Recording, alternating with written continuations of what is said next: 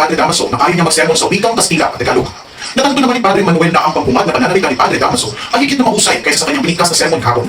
Sinabi ni Padre Damaso na kanyang binitiwan ang mga pananalita ng Diyos upang maging kapaki-pakinabang na tulad ng isang binying umuusbong at lumalaki sa lupain ng banal na si Francisco. Ang mga bahaging ito ng sermon ay ipinahayag ni Padre Damaso sa wikang Kastila kaya hindi maintindihan ng mga Indio.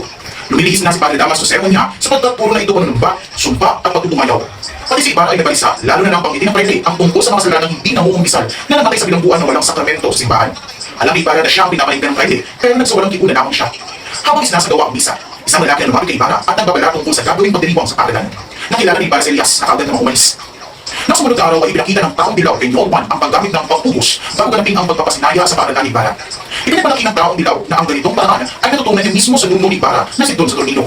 Hinamaari ni Noel Juan at pinuri ng mga tao sa paligid. Sinimulan ni Padre Salvi ang seremonya at nagsibaba ang lahat ng importanteng tao upang sumaksi. Isa sa mga taong naroon sa okasyon ay si Elias na hindi nawawala ang tingin sa taong dilaw. Eksaktong pagbaba ni Ibarra ay humulagpos ang lubig mula sa kalo at kasabay nito ay ang pagkagiba ng balangkas. Napuno ng alikabukang paligid at nang mawala ito, ang taong dilaw ang namatay, hindi si Ibarra. Nang sumunod na araw, naging panauwi ni Ibarra si Elias. Pinayuhan ni Elias si Ibarra na mag-ingat sapagkat nagkalat ang kanyang mga kaaway. Sinabi ni Elias ang pagkatuklas niya sa balak ng taong dilaw na natayin si Ibarra sa araw ng pagpapasinaya sa kanyang bahay paralan. Hindi kakainin ng isla ang isang ito tulad ng kanyang ama. Ito raw ang binitawang salita ng taong kausap ng taong dilaw ayon pa kay Elias. Nahinayan naman si Ibarra sa pagkamatay ng taong dilaw sapagkat marami pa sana siyang maaaring matuklasan mula nito. Ito hindi naman silang ni Elias dahil tiyak niyang makaliligtas nito sa hukuman dahil sa kabulag ng hustisya sa bayan. Nagkaroon ng interes si Ibarra sa pagkataong ni Elias. Napako ang kanilang usapan tungkol sa paniniwala sa Diyos. Napilitan akong maniwala ang lubos sa Diyos sapagkat nawalan na ako ng tiwala sa Diyos. Wika ni Elias. Kalaunan, pinagpaalam na si Elias at nangako ng katapatan kay Ibarra. Magkaharap na nanananghalian ang mga kilala at mayayamang tao sa bayan ng San Diego. Nasa magkabilang dulo ng hapag si Ibarra at ang alcalde mayor. Patabi naman ni Ibarra sa gawing kanan si Maria Clara. Nagtakang karamihan sapagkat hindi pa dumarating si Padre Damaso. Patapos na ang tanghalian nang dumating si Padre Damaso. Lahat ay lumapit sa kanya, maliban kay Ibarra. Sinimulan ng ihanda ang serbesa at sinimulan na rin ng baile ang pagtsyada kay Ibarra. Lalo uminit ang usapan, subalit hindi pa rin kumikibo si Ibarra at nagtitimpi lang. Ngunit nang umpating ni Padre Damaso ang nangyari sa ama ni Ibarra ay hindi na nakapagpigil pa ang binata. Hindi nagbuong ni Ibarra ang baile at hanggang sasaksakin nang tigilan ito ng patipang si Maria Clara. Gulo ang isa ni Ibarra at piniling umalis na lamang. Mabilis na kumala sa buong bahay ng San Diego ang nangyari sa pananghalian. Karamihan ay pinanigan si Padre Damaso dahil kung nagtimpi lamang daw si Ibarra ay hindi ganoon ang nangyayari. Walang pasabi dumating sa bahay Kapitan Tiago ang Kapitan General kaya naging abala ang lahat sa paghahanda. Si Maria Clara ay panay ang pagtangis dahil pinagawalan siya ng kanyang ama na makipag-usap kay Ibarra habang hindi pa inaalis ang ex-komunyon sa binata. Patuloy na inaalo naman ni Tia Isabel si Maria sa pagsasabing susulat sila sa Papa at magbibigay ng malaking limos upang mawalang bisa ang binata sa binata. Isa pa, may kamag-anak si Padre Damaso na nakatakdang dumating mula sa Europa at siyang nilalaan maging panibago panipan Maria. Lalo na si Bang Dalaga at pati si Tia Isabel ay nagkahit at sinabihan ng kapitan na ang pagpapalit ng katipan ay hindi parang pagpapalit lamang ng damit. Pinulang General si Maria Clara dahil pumakit na ito kay Ibarra at Damaso. Nakausap din ang General si Ibarra kahit pa sinabihan ni Padre Salvi na si Ibarra ay ex-komungado, ngunit hindi ito pinasa ng General.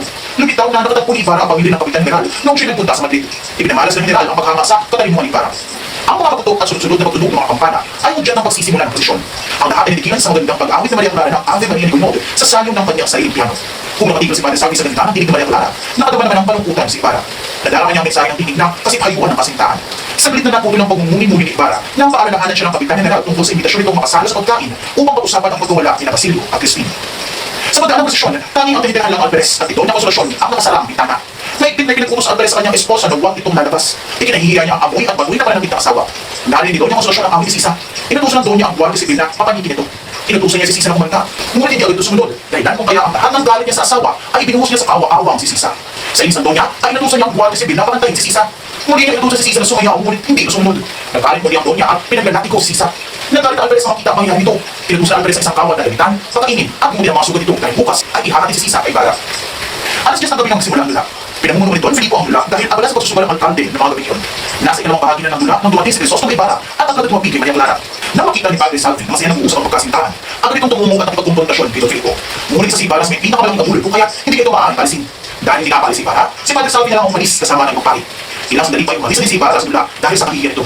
Habang nanonood ng lahat, ay may dalawang sundalo ang dumating at inutos na itigil ang pagtatanghal sa dahilan na hindi daw makatulog sa ingay ang Alvarez at ang senyora. Nagkaroon naman ng lahat ng hindi pagbigyan nito, Filipo ang utos ng dalawang sundalo. Balik na mga ito dahil sa pagpapahinto ng tahanan. Muling bumalik si Ibarra at agad na hinarap si Maria Clara. Humingi ng tulong si Don Filipo kay Ibarra na paligyan ng kabuluhan ng lahat, ngunit hindi ito kaya ng binata dahil sa sobrang daming tao. Mabuti na lang at naroon si Elias sa lugar ng mangyari ang gulo. Humingi ng tulong ang binata kay Elias. Napaging iyon ay hindi makatulong si Ibarra, kaya pinaliw ito ang sarili sa kanyang laboratorio. Maya-maya ay dumating si Elias upang ibalita na nagkasakit si Maria Clara. Tinanong ni Ibarra si Elias kung paano nito napatigil ang kaguluhang nangyari sa plaza. Aniya, kilala niya ang kapatid na nanguna sa kaguluhan dahil minsan na nitong niligtas ang kapatid sa pagpapagusa. Ilang sandali pa ay umalis na rin si Elias. Nagbihis na rin si Ibarra at nagtungo sa bahay ng dalaga. Sa kanyang paglalakad ay may nakasalubong siyang lalaki na may pilat sa kanilang mukha. Siya si Lucas, kapatid ng taong dilaw. Nagtanong si Lucas kung magkano ang danyo sa ibibigay para sa pamilya ng taong dilaw. Pinag-uusapan ni Ibarra si Lucas na kakausapin na lang ito sa ibang araw dahil may dadalawin pa ito. Unang-unang pag-aalala ang bahay ni Kapitan Tiago dahil sa may sakit na si Maria Clara. Ilang sandali pa ay dumating si Don Tebudo de Espadanya kasama ang asawa nitong si Doña Victorina de los Reyes de Espadanya at si Linares na inaanak ng isang kamag-anak, Padre Damaso. Si Doña Victorina ay 45 taong gulang na, ngunit ipinamamalitan niyang siya'y 32 taong gulang lamang. Pinangarap niya ang makapag-asawa ng taga-ibang bansa, ngunit wala sa mga ito ang nagkakagusto sa kanya. Hindi na dalawang isip na magpakasal dito Devotion na, magamat Patpatin at Pinay ay makikitaan naman ang pagiging isang tunay na Espanyol. Si Don Devotion naman ay dahil namamasukan bilang katulang sa ospital ng Espanya. Sa pilitan ng namasukan sa Batong Salvador na nag-iikot sa Asya. Dahil sa ito ay napilay sa pagtulong sa navigasyon at naging masasakitin, ay pinababala ito ng barko ng dumaan sa Pilipinas. Na wala na tumutulong na kababayan ay pinayaw ito magpanggap bilang isang doktor. Sinabi mag-asawang doktor na wala namang diploma. Ako nakain ng reyenta ang tatlo sa bahay ng Kapitan Tiago ay dumating si Padre Salvi. Ipinakilala ng mag-asawa sa bahay si Linares. Matapos pag-usapin niya si Tiago. Naiwan si Padre Salvi na nagpunta ng buhay. Nakilala naman siya ng pagiging Lucas na hindi iwan ng tayo upos pagkamatay ng kanyang kapatid. Nagdrama ng Sus Lucas. Pag-usap ay pumunta sila sa silid ni Maria Clara. Malakas ang tiwala nito Debusyo na mapapagaling niya ang dalaga. Kinuha niya ng Doña ang pagkakataon na mapakilala kay Linares si Maria Clara. Nabighaan naman si Linares at taglay na kaganda ng dalaga. Ilang minuto pa ay dumating si Padre Damaso na mamula-mula ang malungkot. Habang papasok si Padre Damaso sa silid ni Maria, ay luhang sinabi na, "Anak ko, hindi ka mamamatay." Nagtaka si Maria sa nakita anyo ng pari. Ang mga nakakakilala sa pari ay halos hindi rin makapaniwala na ang pari may magaspang na ugali at matipunong anyo ay paroon parang malambot na damdamin. Tumindig si Padre Damaso at nagpunta sa silong ng balag sa ilalim ng balkonahe at umiyak na parang batang ibinulalas ang lahat ng sama ng loob. Dahil dito, nasabi ng lahat na talagang mahal na mahal ng pari ang inaanak ni si Maria. Nang umalman ang damdamin ng pari, ipinakilala nito niya Victorina si Linares. Sinabi ni Linares na siya ay inaanak ng bayaw ni Damaso si Carlitos. Ibinigay ni Linares ang sulat sa pari na binasa naman niya. Lumitaw na si Linares ay nakakailangan ng trabaho at mapapangasawa. Ayon kay Damaso, madali niyang maihahanap ng trabaho ang binata sapagkat ito ay tinanggap na abogado sa Universidad Central. Tungkol naman sa pag-asawa, sinabi ni Damaso na kakausapin nila si Tiago. Naiwan si Padre Salvi na malungkot at nagmumuni-muni. Nagitla na lamang siya ng pag-ibig ni Lucas na hindi iniwan ng payo tungkol sa pagkamatay ng kanyang kapatid. Nagdrama ng gusto si Lucas. Pilit na nagpapatuloy siya ng luha na isinalaysay niya ang pakikipagkita niya kay Ibarra at binigyan lamang ng 500 piso para sa pagkamatay ng kanyang kapatid. Nag-aalala ng pares sa dramaan ni Lucas kaya pinagtabuyan niya ito at pasalamat siya hindi siya pinapalampok ni Ibarra. Umalis at bumulong-bulong si Lucas. Para kay Padre Salvi, ang hindi pagkikita ni Maria Clara at Ibarra ang dahilan ng mabilis na pagaling nito. Ngunit para naman kay Doña Victorina, ang pagpapagaling ng kanyang asawa ang dahilan nito. Nalaman ni Maria Clara sa kaibigang si Sinang na hindi pa makasuha si Ibarra dahil ang balaba ito sa pagpapawalang bisa sa pagiging ex-komunikado. Nagsimula na ang pangungkisa ni Maria Clara kay Padre Salvi. Napas ni Tia Isabel na hindi ito pinagiging ng kumpisa ng dalaga. Sa halip ay nakatitig lang ito. Nalaman ni Elias ang lugar ni Kapitan Pablo na itinutuloy niyang bilang ama. Pareho nang walang kasama sa buhay ng dalawa. Kung kaya't iminungkahin ni Elias ni Kapitan Pablo na sumama na ito sa lupain ng mga kautubo upang mamuhay ng payapa at malayo sa masalimuot na alaala ng kanyang pamilya. Ngunit sa gustuhan ng kapitan na may pagganti ang mga anak sa ginawa ng mga dayuhan ay tumanggi ito. Si Kapitan Pablo ay may 3 anak, 2 lalaki at 1 babae. Pinagsamadalaan ang kanyang anak na babae na isang alagad ng simbahan at napagpintahan naman ang kanyang anak na lalaki na nagnakaw ng pagtangkang pumunta sa kumbento upang mag-imbestiga sa nangyari sa kapatid na babae. Bagamat hindi dapat tunayang may sala, ay uli pa ng anak na lalaki at nakaranas ng hirap sa kamay ng mga otoridad. Habang ang isa pang anak na lalaki ay nagpakamatay dahil sa hindi nito tinaya ang pagpapahirap ng mga guardia sibil na pinaginala ang maghihiganti matapos hindi madala ang kanyang selula. Lalo ng Kapitan Pablo na lumusok sa bayan sa tamang oras dahil wala pa rin mas mahalaga sa kanya kundi ang makapaghiganti. Naunawaan ni Elias sa salubin ng kapitan dahil minsan na rin niyang inisip na maghiganti ngunit sa takot na baka may madami pang iba ay kinalimutan na lang ang hamari na ito. Isinalaysay ni Elias ang kaibigan si Ibarra. Maaari ang mga tulong upang ipaabot sa general ang hinaing ng bumpayan. Ipinangako ni Elias si Kapitan Pablo na kukumbinsihin niya si Ibarra upang tumulong. Kung sumangayon ng binata ay makakamit nila ang katarungang hinahanap ngunit kung hindi naman ay nangako si Elias na aanin ito sa kapitan. Ang aral na aking natutunan sa Kabanata 31 at 45 ay ang kawalan ng katarungan at